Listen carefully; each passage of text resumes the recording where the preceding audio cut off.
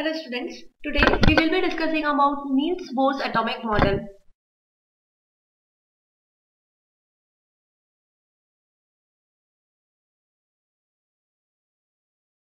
To overcome the drawbacks or the shortcomings of Rutherford's atomic model, in the year of 1913, Niels Bohr he came with his atomic model in which he told about the arrangement of electrons, protons and neutrons, that how these will be arranged in an atom, and this arrangement is termed as Niels Bohr's atomic model.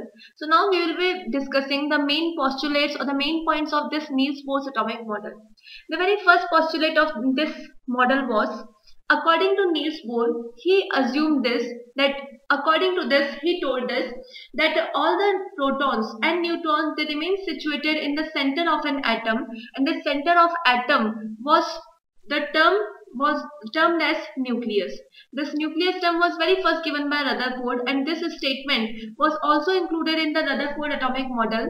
Niels Bohr directly adopted the same statement about the nucleus in its model, and according to this statement, this nucleus, every atom has a nucleus where all the protons are present.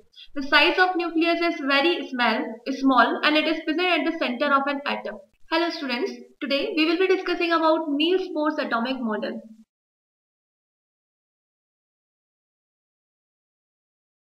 To overcome the shortcomings of Rutherford's atomic model, in the year of 1930, Niels Bohr gave the arrangement of electrons and protons in an atom, and this model is termed as Niels Bohr's atomic model. So now we will be discussing about the main postulate or the main points of this Niels Bohr's atomic model. The very first postulate was the same what was given in the Rutherford's atomic model, and according to this very first point, each and every atom has a nucleus where all the protons are present. The size of nucleus is very small, and it is present at the center of an atom.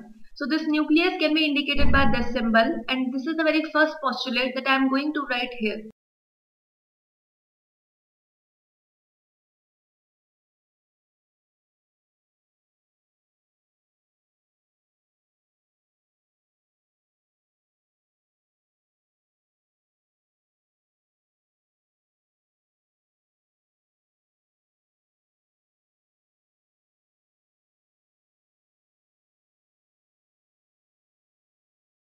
Now, if I talk about the arrangement of electrons, then according to Niels Bohr, the negatively charged electrons, they revolve around the nucleus in a fixed circular path, and this fixed circular path around the nucleus was termed as orbit.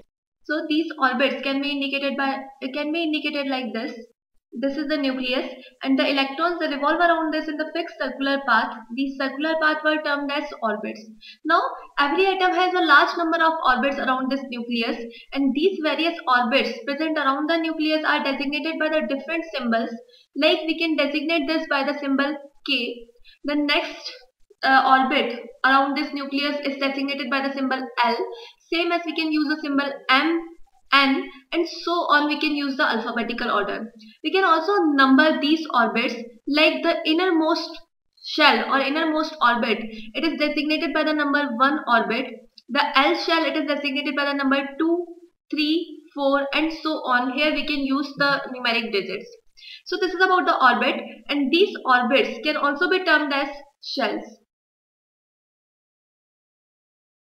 Now, if I talk about the energy of these orbits, so each and every orbit is associated with a fixed amount of energy, and that is why these orbits are also termed as energy levels or energy shells.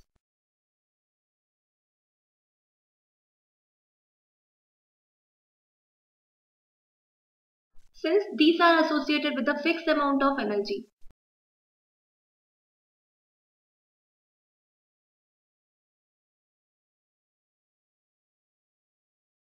Now, if I talk about the movement of electrons, so till the time electron revolves in the fixed circular path that is provided for it, it doesn't go for the absorption or it doesn't go for the loss of energy, and that is why, since the energy remains constant in a particular orbit, that is why these orbits can also be termed as stationary orbits. So that is another term we can use for this orbit.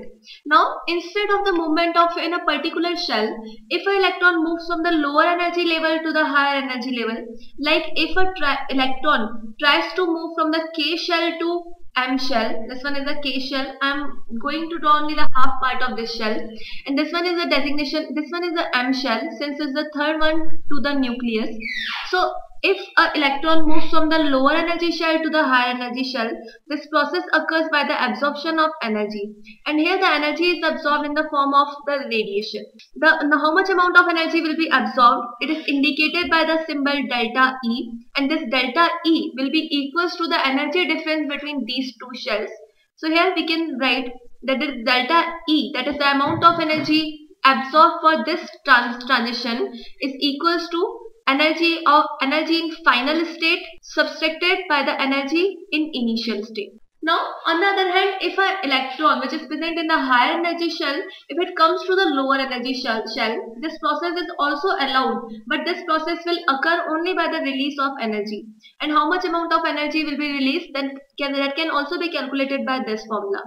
Now, here this H mu, the amount of energy which is released, will be equals to H mu, that is the energy of any radiation. Here mu is the frequency of that radiation, while H is a constant which is termed as Planck's constant. The value of this Planck constant is 6.6 into 10 power minus 34, and the SI unit we can use here is joule into second. So that is about the energy of these shells.